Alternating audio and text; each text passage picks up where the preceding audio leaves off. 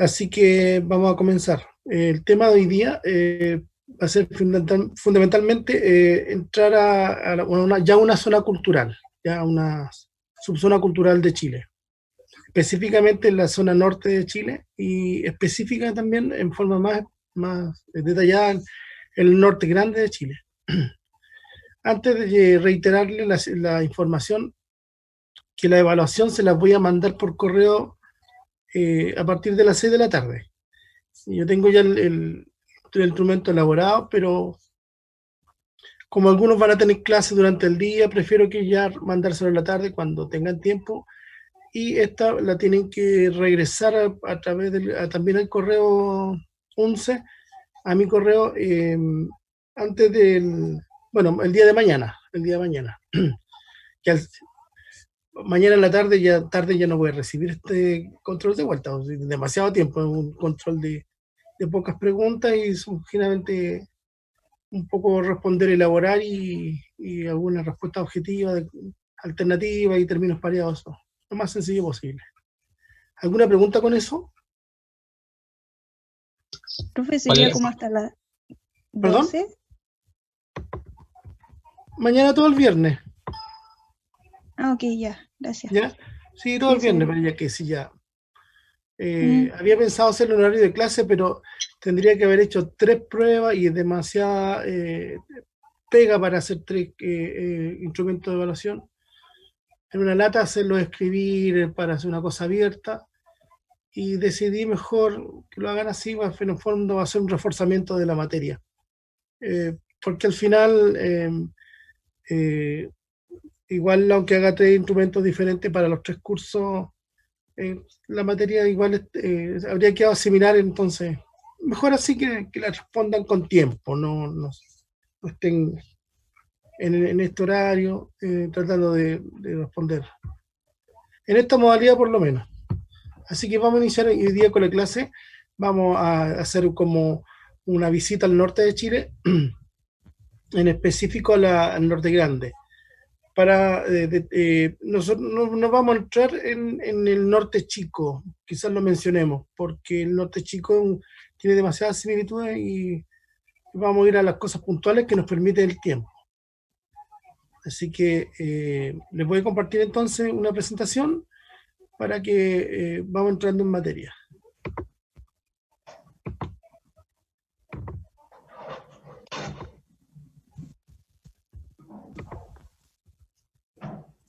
Bueno, espero que se escuche y se vea en forma óptima. Entonces, voy a mostrarles una imagen, típico mapita chileno del norte. Y este está basado principalmente en la herencia cultural prehispánica o preconquista. Entonces tenemos en la zona verde al pueblo aymara. Y en la zona café tenemos a la región Licanantay o Atacameño, que también forma geográfica se le llama Alto Loa. ¿Ya? La zona más gris tenemos la zona Chango. Y por supuesto el norte chico con la zona de Aguita, que es lo que nos vamos a abordar mayormente. Estas 3 culturas del norte grande, que son la Aymara, la Licanantay o Atacameña, y la zona Chango, son como las áreas predominantes, sin desconocer que pueden haber pequeños grupos de asentamientos humanos que ya han desaparecido, pero que dejaron alguna influencia. En el caso del Chango, hoy en día, actualizando toda esta influencia cultural, podríamos decir que la zona de los Changos corresponde a todo lo que es la costa y el interior o la pampa del norte grande. Entonces, según esto, chicos, ¿se escucha bien, supongo? Sí, Braja. Ya, perfecto.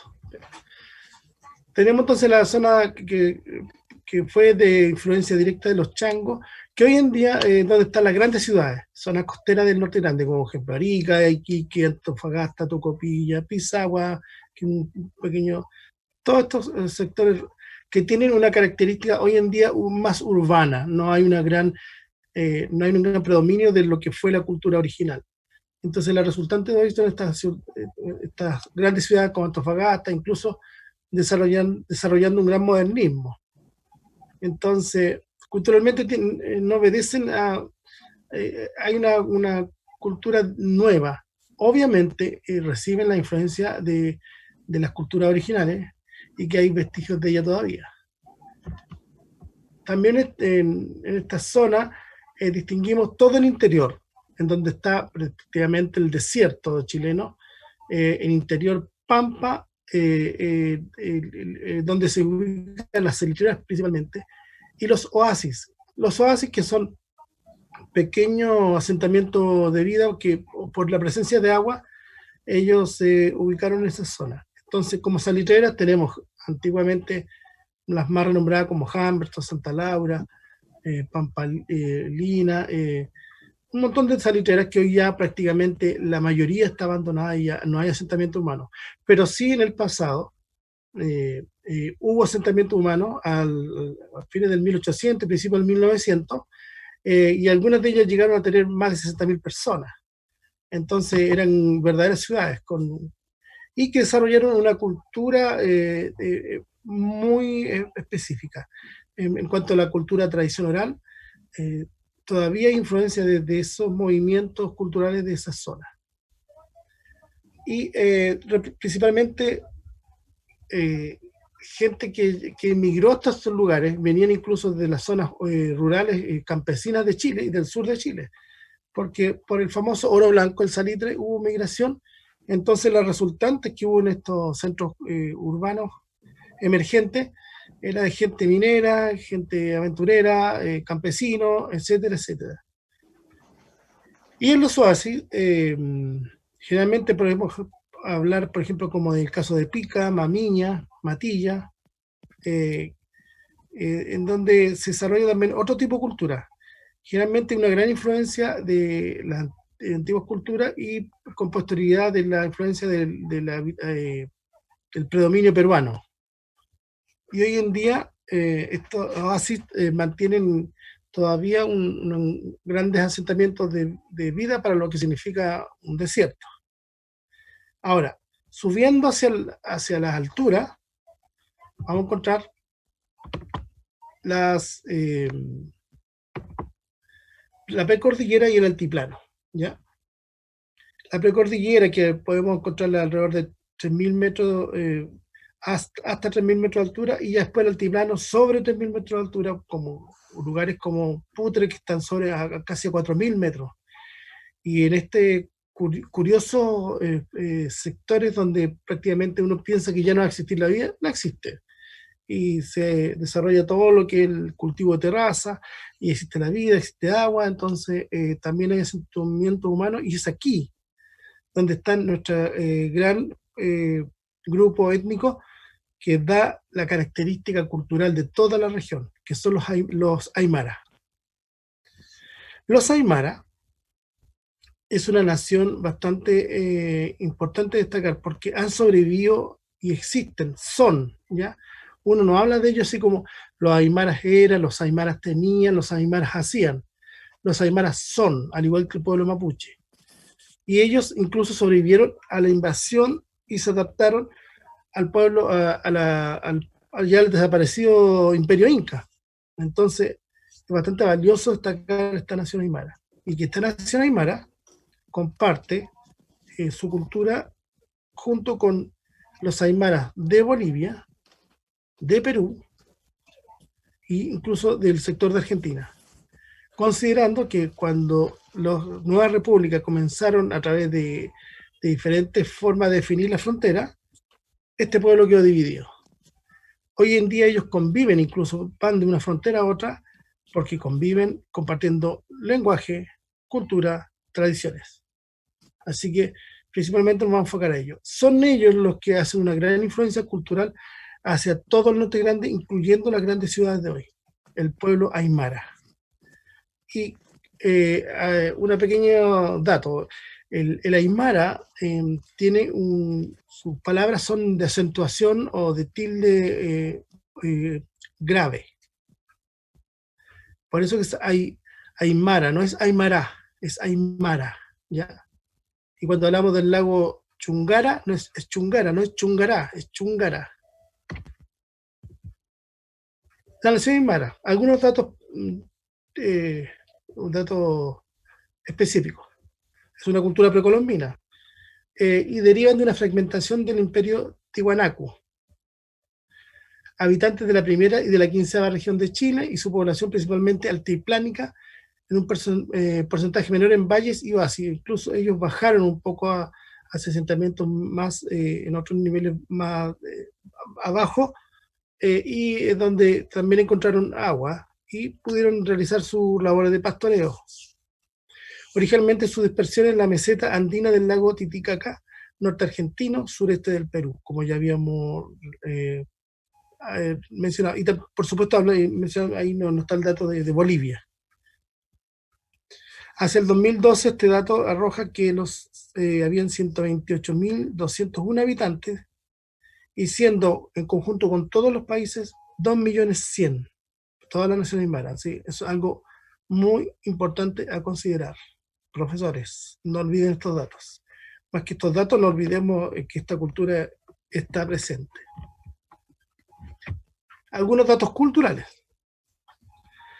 Hay asentamientos desde la región del lago Titicaca, en Bolivia y Perú, hacia el sur, hacia el norte de Chile y norte de Argentina. Son conquistados por el Imperio Inca, como ya lo mencioné. Con posterioridad llega la etapa de la colonia, llegan los nuevos conquistadores, principalmente de Europa, y comienza la evangelización, en donde esta nación aymara teniendo una característica bastante curiosa. Los aymaras generalmente tenían la habilidad de adaptarse y disfrazar su cultura con la cultura nueva. Así lo hicieron con los incas y sobrevivieron, y así lo hicieron con los nuevos conquistadores y sobrevivieron. Pero en el fondo, todos los elementos que hoy día encontramos, que podrían tener un carácter occidental, un carácter cristiano, son simplemente elementos con ciertos disfraz de lo que realmente era su cultura, que vamos a conversar hoy día. Con posterioridad habría que mencionar que ellos también sobrevivieron a la época del virreinato del Perú, que estaba en esa región, ¿ya? La capitanía de Chile era mucho más al sur. Después viven como hecho anecdótico la Guerra del Pacífico, en donde este pueblo aymara ya empieza a dividir, esta nación comienza a dividirse por segunda etapa, y ya las repúblicas ponen fronteras definitivas, fronteras duras, donde ellos quedan absolutamente las aymaras de Argentina, Chile, Bolivia y Perú. Al final de esta resultante, aún mantienen ellos contacto como nación. Y comienza su proceso de migración y desarraigo. ¿Qué quiere decir esto? Que ya comienzan a perder su cultura algunos y comienzan a irse a las ciudades grandes para sobrevivir.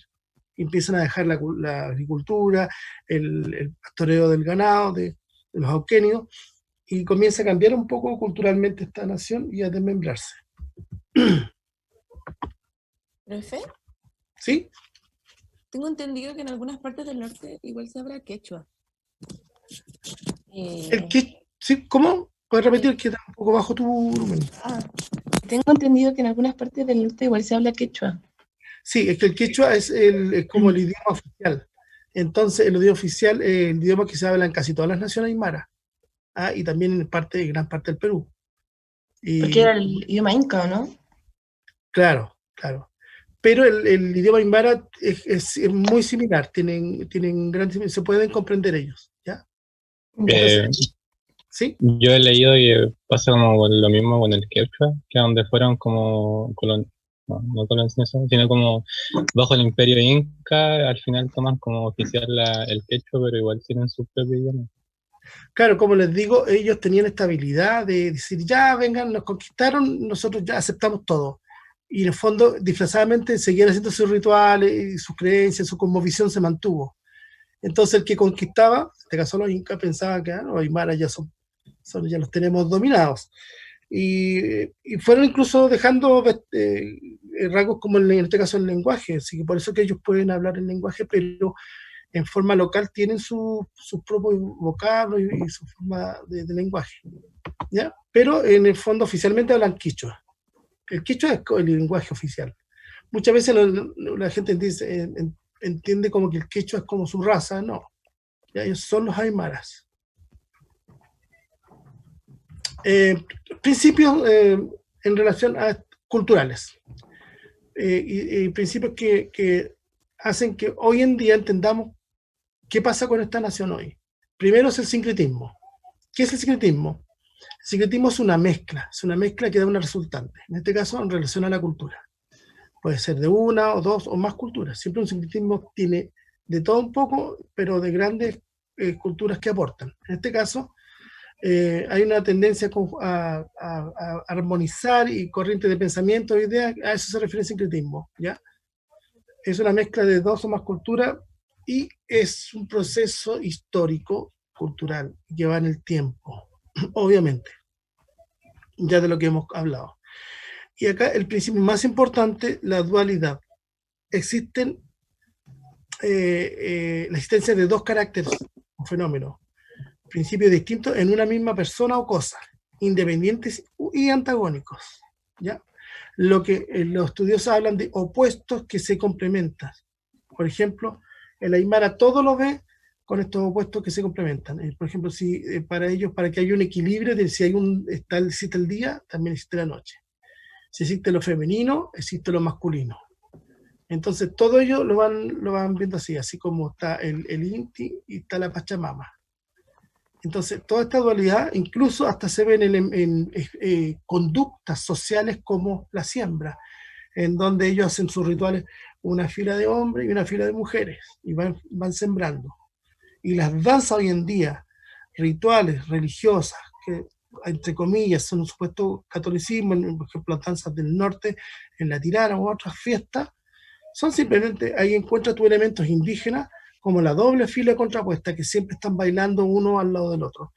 Entonces ahí está lo femenino, lo masculino, está lo que se complementa, que son opuestos, pero para existir se necesitan ambos. Ese es un principio de vida y su cosmovisión del indígena, en este caso aymara. Es sumamente importante entenderlo, porque todo incluso se manifiesta así. Y, por ejemplo, les voy a mostrar un hecho. Aquí yo quisiera hacerle unas preguntas. Esta es la iglesia de Illuga. Illuga es un pueblo que algún día a lo mejor lo puedan conocer, porque es un pueblo mágico, ¿ya? Casi está deshabitado. Se considera Illuga la capital espiritual de los aymaras, ¿ya?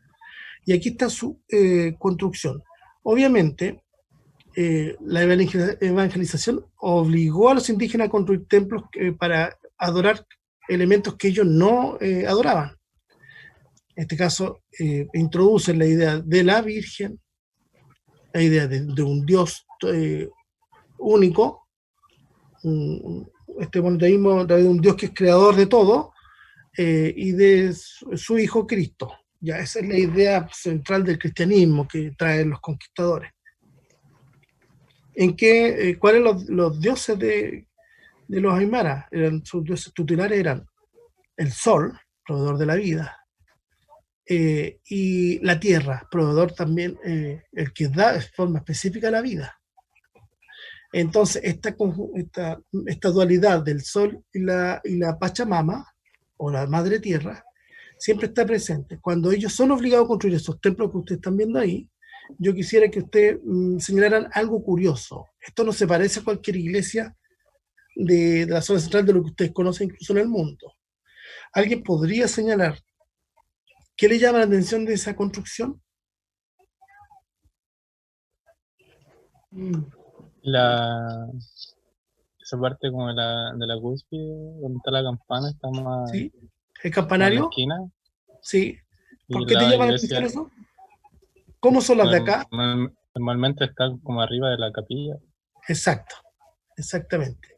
¿Por qué creen ustedes que este campanario está aparte? Quizá alguna relación con el sol. Exacto. Como yo les decía, la cosmovisión de ellos es de estos opuestos complementarios. Ellos, a pesar de que fueron obligados a besar la cruz por sangre, o la besas o mueres, acepta el cristianismo o mueres, pero igual ellos de algún modo siguen respetando sus dioses tutelares. Y al separar al campanario, dejan lo masculino acá, o los representantes de su dios titular al Inti. Y en la nave central la dejan por allá como representando a lo femenino o la Pachamama. ¿Ya? Entonces aquí tú encuentras una manifestación de cómo ellos siguieron manteniendo su cultura, siguieron expresándose en cuanto a su cosmovisión. Claro, no haremos católicos, pero nuestra cosmovisión seguirá en esta dualidad. Así que cuando uno también visita estos lugares, tiene que ir con en el caso de un profesor, creo yo, debería ir considerando estos elementos. Cuando ustedes visitan, por ejemplo, ojalá puedan hacerlo también algún día la festividad de la Tirana, que es una clase que también vamos a tener. En esta fiesta religiosa tú encuentras muchos elementos que vienen de esta herencia cultural. Entonces, eso se llama el sincretismo donde se mezclan estas culturas. Bueno, seguimos avanzando. Aquí tengo otra imagen de esta dualidad, esta separación. Claramente, no es esta razón turística que hoy en día dice, oye, qué lindo, la iglesia andina altiplánica, siempre es así. Muy raro encontrar el campanario sobre la iglesia. Y claro, cuando ustedes visiten esto ya tienen la comprensión de este asunto. Aquí yo pongo una iglesia tradicional, esta es la iglesia de la Merced, acá en la isla de Maipo. Entonces claramente ahí está la gran diferencia. Cosmovisión aymara. ¿Qué es la cosmovisión? Es la manera de ver o interpretar el mundo y cómo se ubica dentro, cómo el ser se ubica dentro del mundo, ¿ya? Que es lo que hemos estado mencionando. Su cosmovisión está basada en la sacralidad, lo sagrado de la naturaleza y una adecuada reciprocidad entre el hombre y la naturaleza. Entonces, como una antropóloga, Malú Sierra, dijo, todo es altar. Para la aymara todo es altar. La tierra, el río, el agua que desciende de la montaña. La montaña es una sacralidad importante en Maipú. Ellos hacen ofrenda al Maipú, hacen ofrenda a la madre tierra, hacen ofrenda a los dioses tutelares como el Inti, incluso la luna. Entonces, todo se vuelve sagrado. Entonces, el aymara todo lo ve que en su entorno físico es sagrado y que además los seres vivientes son todos iguales. La llama, el llamo, por ejemplo, el armadillo, todo, y todo eso va en ese equilibrio y esa armonía. Por tradición, a una mujer aymara cuando nace se le regala también un bebé llamo, y el bebé llamo la acompaña durante todo su crecimiento, porque ellos son hermanos y es como que el espíritu llamo va a acompañar y a cuidar a esta mujer. Entonces, tú a veces ves adolescentes en un pueblo como Niluga, en un pueblo como Putre, o en Parinacota, y ves que va esta mujer en mar y detrás va su llamito o su llamita. Entonces son tradiciones que tienen una relación, que te revelan de que ellos tienen esta sabiduría del respeto por la naturaleza y de considerarse como que los seres humanos, los seres vivos son todos iguales. Aquí vamos a entrar en forma más profunda en torno a entender un poco la visión de la nación aymara. Tenemos el Pacha, que es el lugar o mundo. ¿Ah? Es el Pacha. Y el Pacha es todo. Esa es como la visión en forma muy, una visión para entender muy global. ¿Ya? Entonces su concepción es totalizadora. Pacha, el mundo. Como los mapuches hablan del Mapu, la tierra. ¿Ya? Exactamente como hay similitudes en estas culturas. El Aymara tiene una visión vertical entonces. Tiene el Pacha y tiene un mundo superior y un mundo inferior. Siendo el mundo superior o el mundo de arriba, el Arak Pacha, un mundo de arriba, como ya lo mencioné.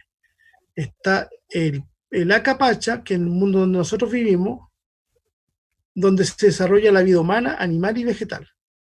Y en lo inferior está el Manca Pacha, el mundo de abajo.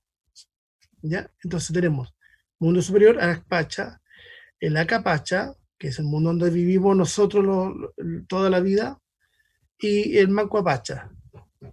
Todo eso componen el Pacha.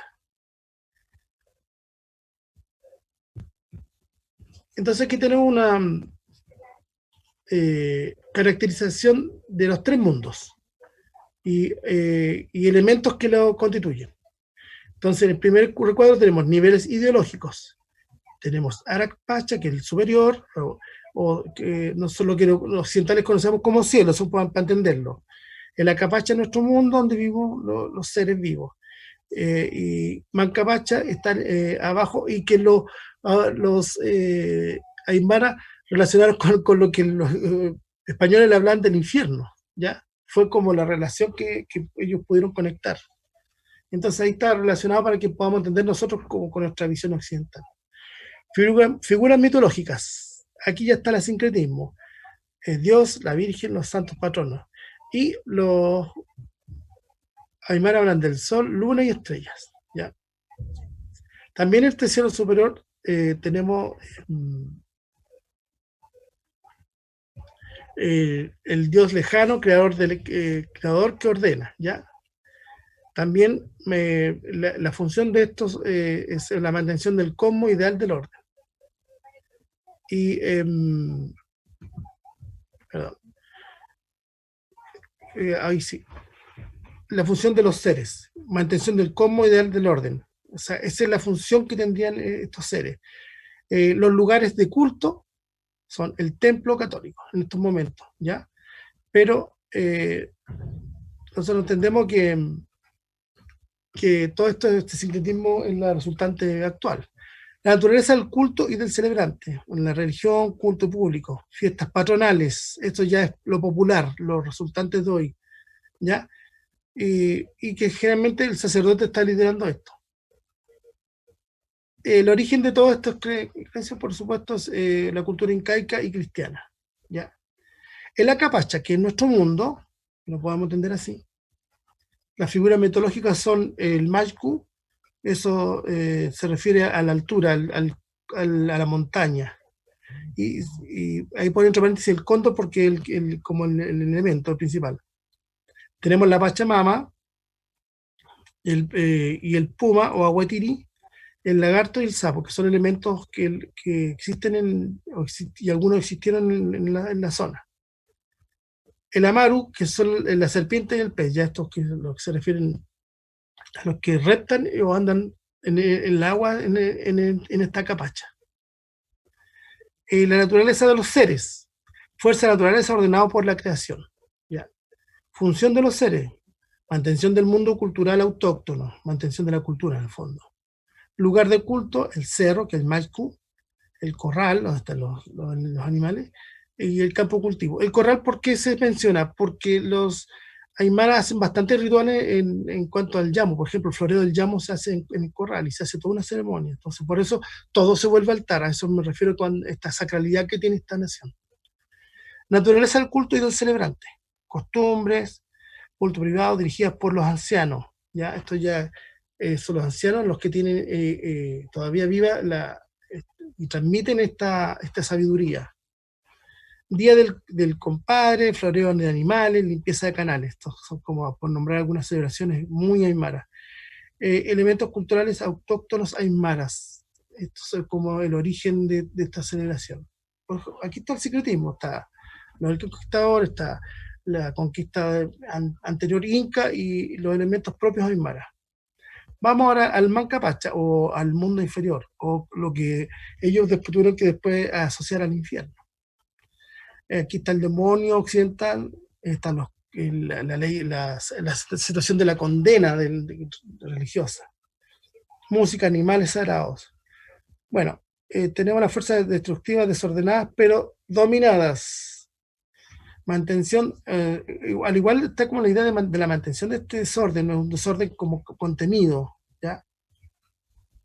Y aquí hay hay algo que denotar que dice, da inspiración a los músicos, afinación de los instrumentos.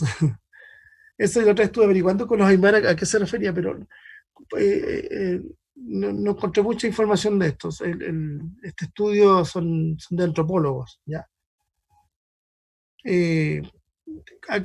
¿Cuál es el lugar de culto? La noche, las cuevas, bajo tierra, todo lo subterráneo. Eso como empezando en algo físico. Sabemos que en el infierno no es algo que nosotros entendamos perfectamente, pero que está abajo. Naturaleza del culto y del celebrante, las brujerías, hay mucha brujería, lo que es también un chamanismo oscuro en estas culturas. El embrujo dirigido por el brujo, por supuesto. Y ya aquí el origen se introducen elementos cristianos autóctonos, redefinidos cristianamente, por supuesto, por los mismos aymaras.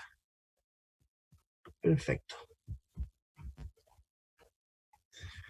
Aquí vamos a hacer mención directa en relación a alguna manifestación específica de los aymaras, que son su danza tradicional, ¿ya? Vamos a iniciar hoy día con un baile que emerge de esta cultura. La ficha antecedente de un baile tradicional, antes de mencionar. Esta ficha es como para tener como un formato, estandarizar un poco cómo los bailes los podemos ir registrando y guardando y entendiendo. Entonces, tenemos esta ficha en donde el primer antecedente que podemos entender es el nombre de la danza o baile. Habíamos dicho que baile o nombre, danza o baile son sinónimos. El nombre de la danza, por ejemplo, la cueca, es el nombre de una danza. Procedencia. La procedencia no habla del origen ni del autor, sino que cuáles son su procedencia de influencias culturales. Por ejemplo, puede venir de España, como ya lo vimos en una clase, puede ser de origen americano, puede ser de origen local, etcétera, etcétera. La dispersión geográfica es donde se observa por folclore, por vigencia, el área donde esta danza aparece, emerge de forma espontánea, en donde se baila la danza. Y pues esas áreas son muy indeterminadas, puede ser en un pueblo solamente, hay pueblos que tienen su propio baile y no se da en otros pueblos, puede ser varios pueblos, una región, etc. La vigencia. La vigencia quiere decir si es folclore vivo o folclore muerto. Si es folclore vivo, está vigente, o sea, ¿tiene vigencia? Sí. ¿Tiene vigencia? No tiene vigencia. O es folclore muerto. Clasificación. Aquí hay varios elementos. Una danza la podemos clasificar por el número de bailarines. Si bailan 2, si bailan 3 en la misma danza, si bailan 4 cuadrillas, o si bailan muchas personas, o es una danza colectiva o grupal. Por ejemplo, la cueca es una danza de 2. ¿Ya? Una diablada es una danza colectiva. Una pericona es una danza de 4. Así como para entender. Por género, una danza puede ser solo danza de mujeres o danza femenina, puede ser una danza solamente de varones o danza masculina, también puede ser de una de varias, y también podría ser una danza mixta, como la cueca. ¿Ya? La danza también puede ser por su ejecución, puede ser una danza tomada o suelta. Por ejemplo, la cueca es una danza de pareja mixta, suelta. Con los implementos, quiere decir esto que si la danza requiere algún implemento para bailarse, por ejemplo, la cueca requiere el pañuelo. Hay unas danzas españolas que requieren castañuelas. Y así sucesivamente. Hay danzas en la tirana que se bailan con alguna matraca o alguna lanza. El diseño de piso, ¿qué quiere decir esto? ¿Qué es lo que hacen los bailarines vistos desde arriba?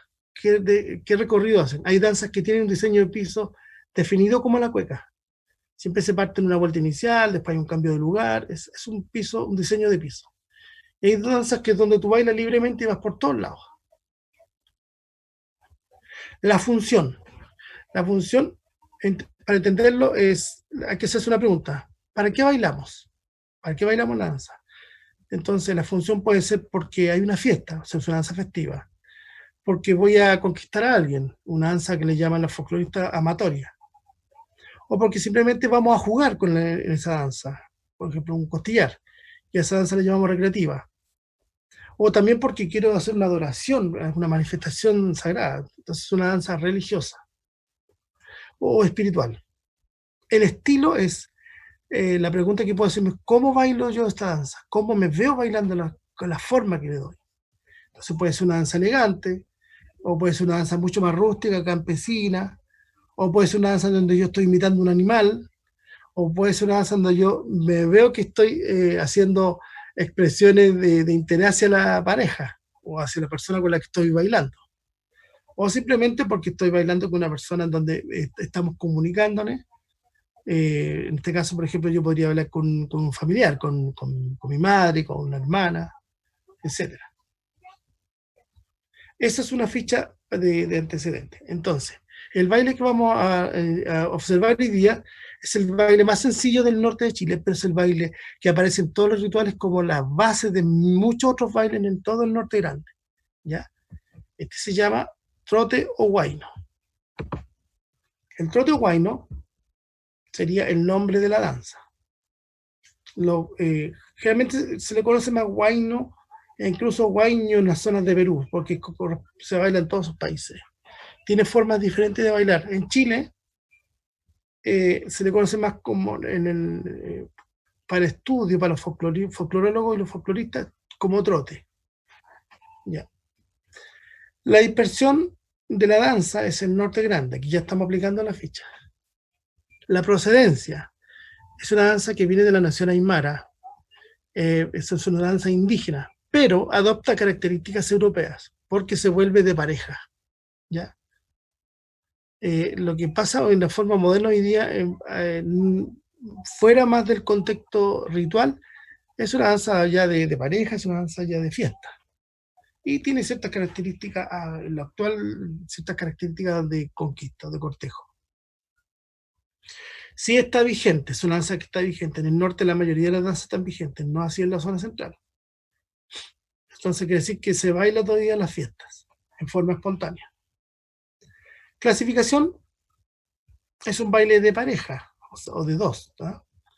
Mixta. Pese que en algunas fiestas se baila entre mujeres, porque generalmente los varones no se animan a bailar porque están en otra actividad, como tomando unos brebajes raros. El diseño de piso. El diseño de piso no tiene un diseño de piso definido, tiene un movimiento libre y de desplazamiento. ¿Ya? Lo que sí, los bailarines van haciendo figuras con las manitos, eso se llaman figuras de movimiento. ¿Ya? Entonces cuando nosotros vemos esta danza, ¿qué es lo relevante? Que los bailarines van haciendo algo con las manos, haciendo ciertos enlaces. Ocasionalidad. La ocasionalidad se refiere en qué momento, cuándo se baila, para qué situación, cuál es la ocasión. Bueno, principalmente en la celebración del carnaval, que es muy importante en esta cultura, en fiestas patronales, es decir, cuando es el día del santo patrono del pueblo, casi todos los pueblos, eso es una herencia española, se le asignó un santo para que elijan entonces la ciudad, incluso de todo el país. Entonces ellos celebran al santo, por supuesto, están ellos celebrando a sus dioses tutelares.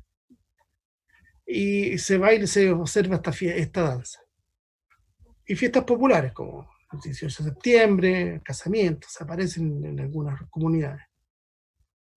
La función es recreativa, aunque generalmente en danzas de este tipo la función generalmente no es solo una función, también es de cortejo, también es un poquito amatoria, ¿ya? Según los intérpretes que estén ejecutando.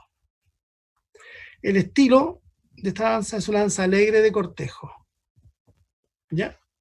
Entonces es una danza principalmente de fiesta. Esto es el trote huayno.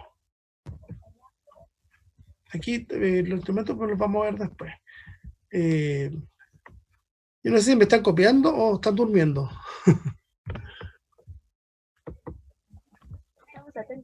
¿Copiando, profe? Copiando. Ok, despiértense. Vamos a ver un video de una tradición en Isluga, ¿ya? En Isluga, por supuesto, se hace el saludo al santo patrono, se va a la iglesia, y siempre que se va a la iglesia se cumple con lo occidental, se sale afuera y se hacen altares y se cumple, por supuesto, con lo antiguo, con lo sagrado de la Aymara, ¿ya? Que tiene todas unas formas características. Nosotros, para estudiar la nación aymara, tendríamos que estar en una clase aparte, porque estudiar una cultura, por supuesto, es algo muy complejo. Vamos a ver este video, entonces, que sucede en Isluga. ¿Profe? ¿Sí? ¿Y el ritmo de huayno se supone que entonces originalmente aymara o fue alguna adaptación europea? Mira, los aymara, no, el ritmo aymara, pero casi todo lo que, las características musicales es con elementos europeos, ¿ya? Los mismos instrumentos, aunque sean nativos, son la copia de algún instrumento europeo. La quena es la copia de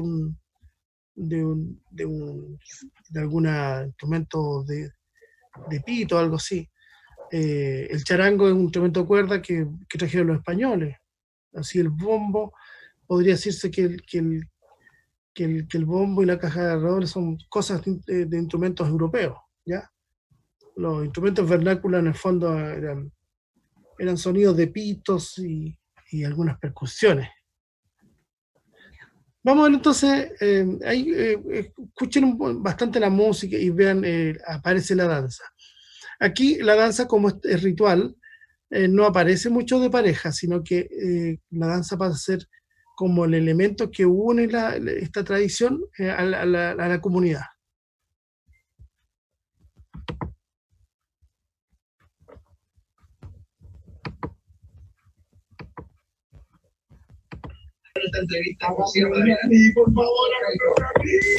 La sacralidad del mundo andino.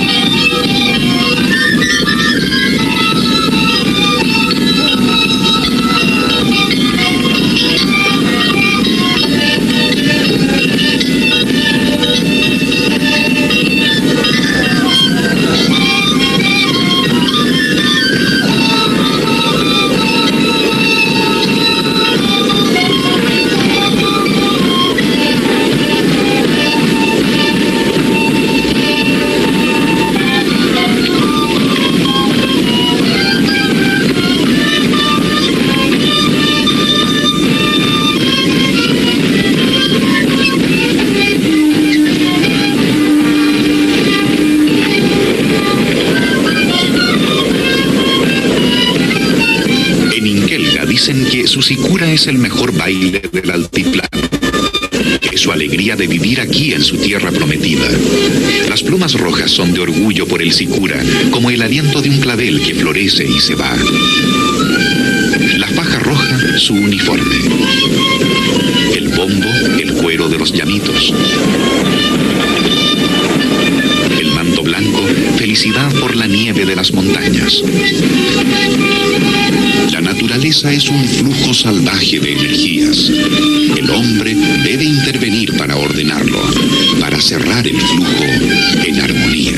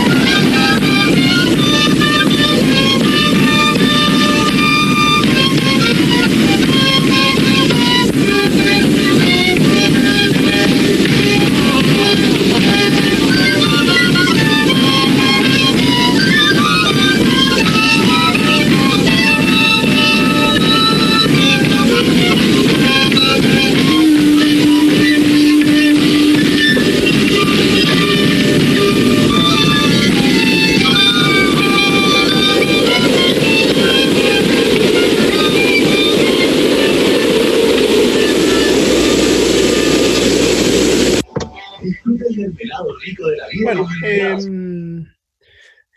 ¿qué les parece? ¿Qué es de lo que observaron?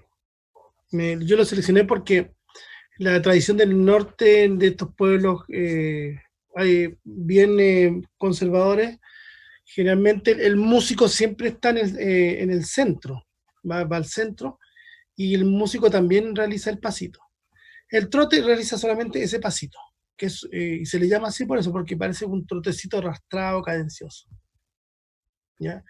Y que es la primera danza que generalmente le enseñamos incluso a los niños en los colegios.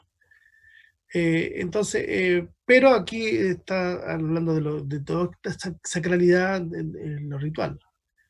No sé si saben cómo se llaman esos instrumentos que usaban, que usan.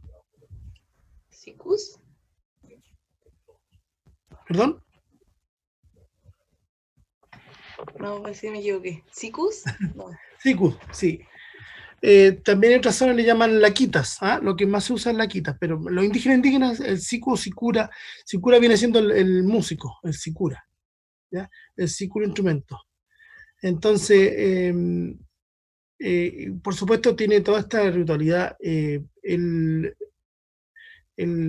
músico lleva en su sombrero esas plumas rojas. Son de las parinas que ahí incluso muestran. Hacen esta corona de plumas de la parina, o ese flamenco que habita en esas lagunas altiplánicas. ¿Ya? Y por supuesto hay toda una relación ahí de las personas y de su ritualidad, y en ese momento están saliendo una pareja que sale al principio, yo no sé si se dieron cuenta. Eso sería como los alférez de esta fiesta. Siempre hay como unos padrinos de la fiesta, los que prometen la fiesta y los que la organizan. Y los músicos generalmente siempre están en este ritual, la comunidad en general. Y ese paso se llama el trote. Ellos incluso en algún momento hacen un círculo, que es muy de estas culturas. ¿Ya? No sé si observaron algo, alguna pregunta en relación a lo que observaron. Es un documento bastante bonito, es un muy bello documento. Y ellos hoy en día siguen celebrando esas fiestas, quizás en menos cantidad, menos personas, quizás el vestuario, hay tendencia que se va perdiendo el vestuario y la gente ya vuelve desde la ciudad, ya vuelve usando la ropa que usa en la ciudad. Ya los antiguos visten estos atuendos que son muy lindos. Que eso del vestuario en algún momento vamos a hablar del norte, porque hay mucha divergización, sobre todo en los colegios, los profesores, en cualquier cuestión cuando visten el trote nortino. Yo les voy a mostrar unos ejemplos en los colegios para el 18, cómo visten a los niños, de cualquier tontera. Entonces cuando uno ve estas manifestaciones, cuando ve estos rituales, cuando ve el pueblo en esta sacralidad, y dice, bueno, ¿por qué no respetar esto si así es? No pasa en otros países como en Chile. Y los vestimos como holandeses, los vestimos a los niños como centroamericanos. Entonces hay que tener cuidado con esto. Bueno, esta danza de la cual ya vimos la ficha, la ficha tiene más que ver con lo que vamos a ver ahora, que es un video cortísimo, que no he podido encontrar ningún otro registro, pese que el trote se baila en casi todas las fiestas. El trote baja de la cultura aymara hacia la precordillera, hacia toda la fiesta de la precordillera, y sigue bajando hacia la pampa, incluso llega hasta las ciudades grandes, que en la ciudad grande también se baila en los tambos, en las peñas se baila el trote. Entonces es una danza bastante ligada a la cultura nortina. Entonces este trote que vamos a ver ahora es en una fiesta que sucede en la ramada en Pica, ¿ya? E incluso se bailan danzas como el cachimbo, que es muy importante, que es una danza que vamos a ver en forma específica cuando veamos los oasis, porque el cachimbo es una danza muy importante que se considera en la zona de la Pampa. Pero vamos a ver acá un final de cueca. Incluso en esta fiesta está bailando Margot Loyola, que ya andaba en esta fiesta estudiando, y ahí comparte y vive parte de la fiesta. Y se baila un trote al final, que son unos segundos nomás. Entonces, en este segundo se ve a la comunidad bailando y se ve cómo ellos van haciendo las figuras con las manos. para que pongan observación en eso. También pongan oído en que la música que se escucha acá, que ya es diferente a la que escuchamos en el pueblo, que yo me equivoqué, el pueblo de Enkelga, no es de Iluga, pueblo de Enkelga. Entonces vamos a ver qué pasa en esta ramada en Pica. No es una ramada 18era, es de otra fiesta. Y dale un toque especial a todas tus preparaciones. En Watts es fruta.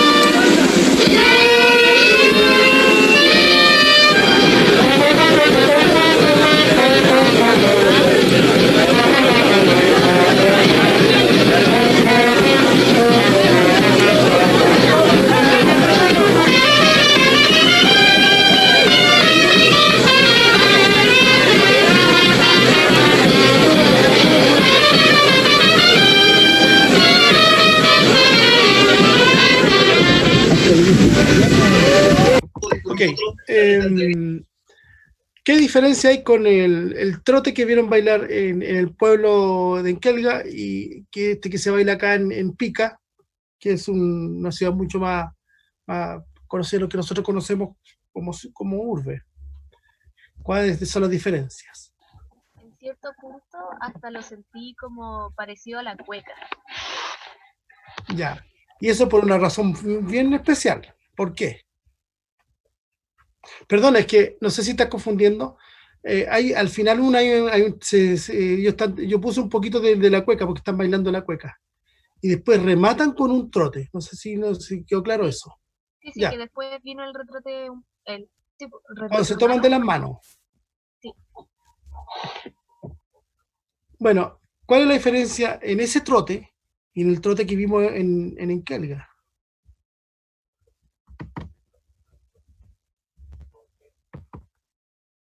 Clavel que florece y se va. La faja roja, su uniforme. El bombo, el cuero de los llamitos.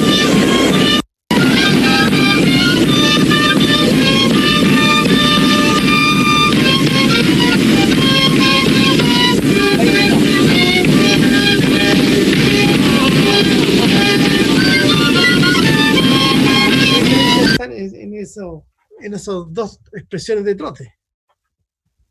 El segundo se ve más dinámico, desde mi idea. No, me refiero a la ejecución. ¿Rápido? Parejas. Uno en pareja y otro en círculo.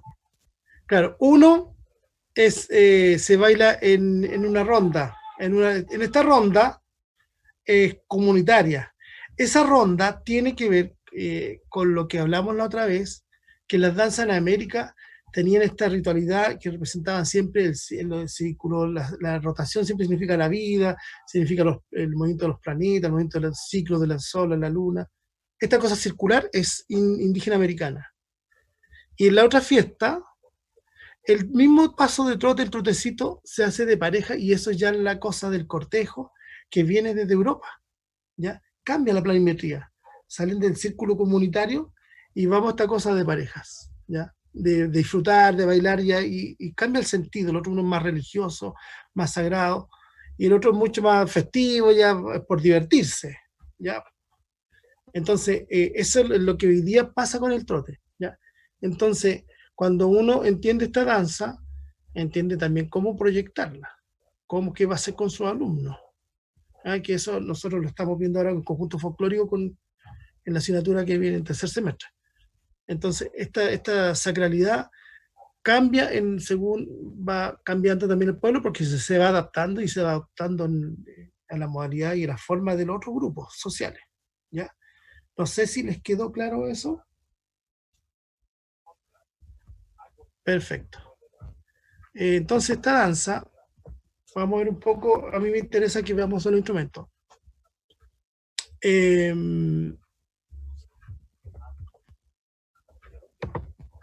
Los instrumentos. Tenemos la primera familia de instrumentos que fuimos en el primer video, que son instrumentos nativos, ¿ya? Que no aparecen en este video porque según el pueblo van cambiando, pero originalmente se encuentran en la quena, se encuentran las tarcas, mucho las tarcas. Hay pueblos que solamente se hacen tarqueadas. Los lichiguayos, ya que son flautón más grande, parecido a la quena. También hay lugares donde solo se usan charangos o charangos más grandes que tienen otros nombres, y solamente se usa eso como vimos en el Pachayampe, no sé si lo vimos acá. Entonces son los instrumentos más antiguos, que usan mucho más en el ritual indígena, ¿ya? Pero que todos tienen alguna inspiración europea, la adaptación. ¿Qué es una tarca, profe? ¿Ah? ¿Tarcas? La tarca es un instrumento, yo tenía una, pero estoy buscándola, no. Es también una imitación de un flautón, ¿ya? Pero que tiene esta cantidad, tiene los lados como cuadrados, por decirlo, rectos, ¿ya? Pero tiene una boquilla, no como la de la quena, que tienes que hacer rozar el sonido, sino que tú soplas nada más y vas haciéndola. Todos imitan algún tipo de flauta europea, ¿ya? Yo no sé si la podemos, a ver, la vamos a googlear.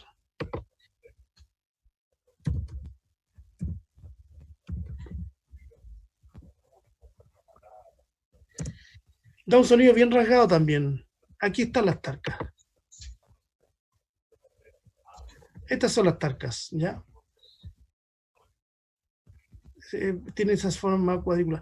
De hecho, uno siempre la encuentra en el norte como souvenir, no están afinadas, no como tarca, como por las que están acá abajo, están de colores, la encuentran en otros pueblos también de otros países. Ya, pero es cuadriculada, la que está aquí a la derecha, esa es como, ya, y se tocan en tropas de 5, ¿ya? Y van todas en tropas, entonces se tienen que tocar así en tropas, no se toca de una. Al igual que, por ejemplo, en las gaitas colombianas se toca la gaita macho y la gaita hembra. Así que bueno, esas son las tarcas, ¿ya? Hay pueblos enteros donde se usa solamente la tarca, en el carnaval, en toda la misma fiesta que vimos ahí, que ellos usan en Enkelga el siku, allá se usa la tarqueada. Y hay músicos que solo se dedican a la tarqueada. Se les llama tropa. A ver si encontramos la tropa. Bueno, difícil. Ese es en realidad lo que se refiere a la tarca. Es un sonido bastante similar al que escuchamos. Y Profe, ¿sí? que justo aquí tengo un audio de una tarqueada que sacamos en el grupo y no sé si a lo mejor los compañeros quieren escuchar cómo suena. Sí, perfecto. Sí.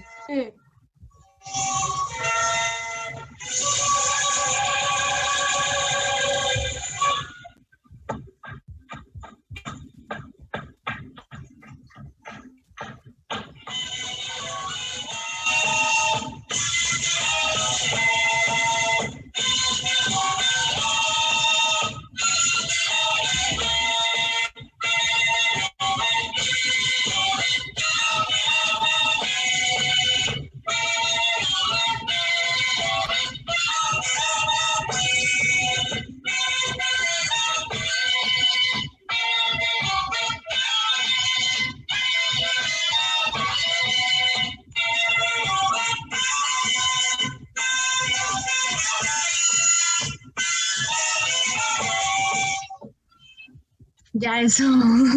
Perfecto. Aquí yo tengo una imagen de una tropa de tarcas, esos son de ser niños de colegio. Y al igual que el siku se toca también en tropa y de 5, ahí están los 5 niños, como se ve, ¿ya?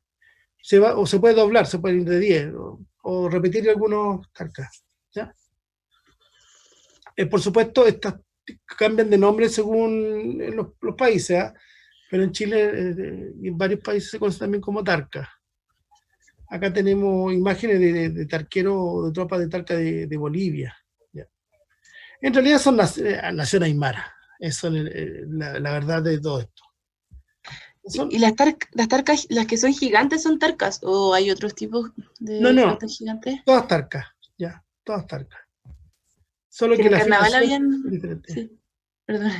Que en el carnaval habían grupos Lo que se ve gigantes. diferente es el lichiguayo o liquiguayo, que acá hay un liquiguayo, ¿ah? Que está metido entre medio aquí. Ese. Es un flautón, no, ese es tarca, ese es tarca. Pero el lichiguayo es como una quena gigante, y a veces se escuchan muy similares. Son pequeñas diferencias en realidad, pero existen. Entonces, la tropa de Laquitas, que es lo que nosotros vimos, en algunas zonas, en las zonas costeras, las ciudades grandes como en Iquique, existen varias tropas de Laca, ¿ya? Y las zonas del interior. Y la precordillera se le llama más Laquita. Arriba le llaman siku o sicuras, ¿ya?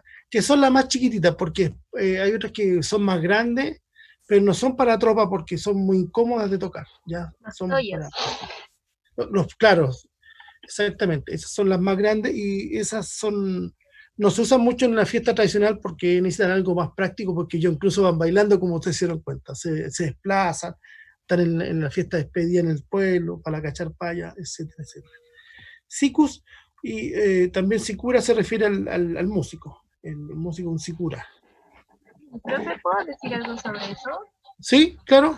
Que me parece súper interesante que el hecho de que los siku y los toyos, bueno, desde su creación es un instrumento que se toca a dos porque también representa la dualidad de la que ha estado hablando desde el comienzo. Y eso. Y es filete. Pero ya hoy en día como que uno ve a las personas tocando los sikus, tocando los toyos, de todo eso, pero lo hace una sola persona tocando el arca y la ira. Claro. Entonces siento que igual en el fondo se ha perdido como ese simbolismo que trae la instrumentación en la música aymara. Claro, porque es una funcionalidad. El folclore es funcional, corresponde a la funcionalidad. En este caso, como ustedes vieron ahí en este ritual, la tropa de músicos la música la hace para el ritual, ¿no? En cambio, cuando tú ves, por ejemplo, grupos intérpretes como Nara Pacha, e incluso Yapu, sacan de su entorno y eso es lo que pasa a ser una proyección. Eso lo estamos viendo nosotros en conjuntos folclóricos, que es lo que del folclor vida al folclor proyección. Eso es materia de otro momento, pero generalmente pasa aquello, que los instrumentos se utilizan según la situación o la funcionalidad, pero acá en la función del folclor vida, el folclor como tal, tiene esta misma relación que partimos diciendo de la sacralidad, que todo se hace sagrado, y es para el ritual, ¿ya? Por eso que en pueblos como en Pica, Mamiña, se usan más las bandas de bronces, ¿ya? Y ahí se usan más las trompetas, los trombones, los barítonos, tubas o saxofón, ¿ya? Y la mayoría usa una base de percusión, que es caja redoble, platillo, incluso en algunas de las bandas de bronce, y el bombo nortino. El bombo nortino hay dos tipos. El que tiene forma, que vieron ustedes, que es mucho más nativo, y ahora se usan unos más grandes como de banda, así, construidos igual artesanalmente, pero son gigantes, ¿ya? Eso principalmente en relación a los instrumentos. Yo igual les voy a agregar un documento con una pequeña base. Supone que esta área de la música debería verla el otro profesor, ¿ya? Porque por eso tenemos dos profesores para abordar las áreas, ¿ya? Y sería interesante, se tendría que ir aprendiendo, pero de aquí en el recorrer, que en práctica conjunto también vamos a ver elementos como estos. Espero que ustedes estén en la presidencialidad cuando lleguemos a conjuntos folclóricos. La idea es que conjuntos folclóricos vamos a hacer montajes con elenco y todo, vamos a ir a trabajar otras cosas, en este caso con el profesor Sepúlveda. ¿Ya? Entonces, más o menos, eso quería ver, ponerle un documentillo que conseguí. Aquí hay una base elemental, ¿ya? Para bombo y guitarra rasgueada, ¿ya? Sí. Esto se los voy a mandar, lo voy a dejar en un campo para que tengan, por supuesto son ritmos binarios, y para que les quede como redonda la idea. ¿Qué les parece, muchachos, sobre esta nación, esta cultura aymara, y cómo una danza tan sencilla puede representar mucho y puede ser la influencia de la base del baile nortino? Me encanta. Qué bueno. Y vamos a ver la próxima clase algunos elementos de esta danza. Yo les voy a traer también un videito. Se los tenía preparado, pero algo pasó que no pude darlo vuelta. Los bailarines quedaron al revés. Entonces unos alumnos míos que habían grabado las figuras que se hacen, que se han recopilado en la tradición, y el paso en forma específica. Pero no pudimos dar vuelta a los bailarines. Así que ahí quedamos un poquito al debe.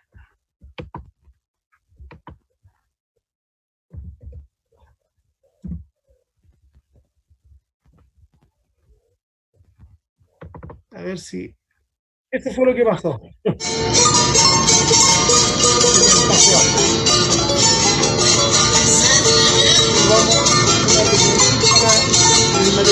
También les voy a mostrar alguna experiencia de colegio, porque este baile es el más usado en el preescolar, en los niños de los primeros, porque es muy sencillito el baile.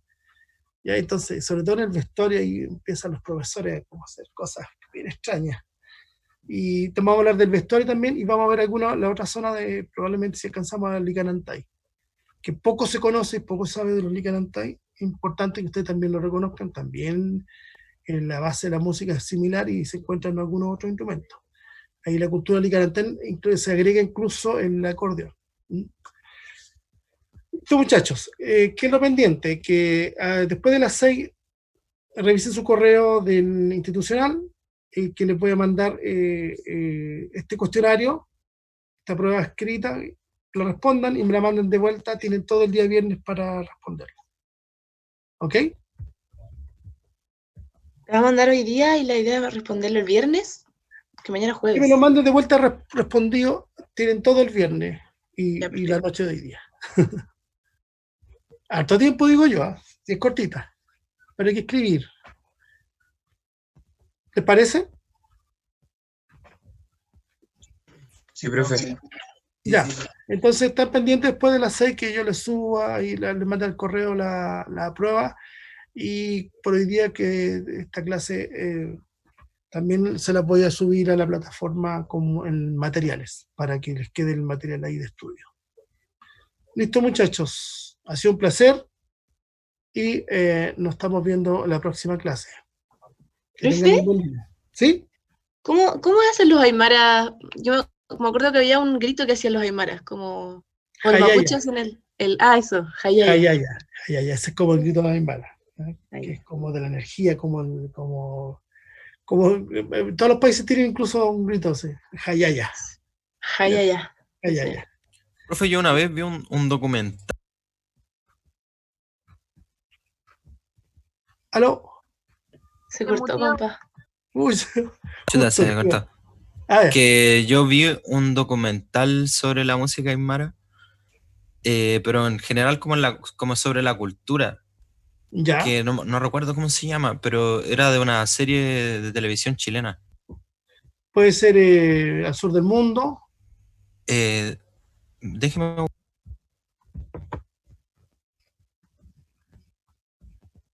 creo que se llama La Primera Música, y explican harto sobre la cultura, sobre todo como lo que se concentra en el norte de nuestro país. Ya, genial. No sé si sería interesante a Juan compartirlo. Sí, le dejo el link si quiere acá en el chat. Ya, súper, mándame el link y ahí le vamos a echar una miradita. Podemos sacar algún provecho de esto. Hay harto material, ahora que existe en YouTube. Yo cuando estudié esto y cuando empecé a estudiar folclore no existía nada de esto, entonces tenías que ir nomás. Qué lata, había que ir. Así que varias veces yo estaba en unos carnavales del norte y son espectaculares. Ahí lo mandé, profe. Es súper bueno. Ya. Se lo recomiendo a todos mis compañeros. Vamos a echar una miradita. Súper. Vamos a echar una mirada para ver. Es bien interesante la cultura nortina y bien atractiva. La música es hermosa. Yo creo que los chilenos en general tenemos mucha identidad con la música andina. Y los americanos andinos también. Porque sí, hasta en Colombia tiene una zona andina donde se baila en San Juanito, se escucha esta música, se escucha la quena. Así que aunque nosotros seamos más de la zona campesina chilena, pero hay cierta identidad con que llega hasta nosotros este gusto por la música andina. ¿Más preguntas, chicos? Si no hay más preguntas, los dejo liberados. Ok. Que descansen. Gracias, profe. Hasta luego. Que le vaya bien. Gracias. Profe.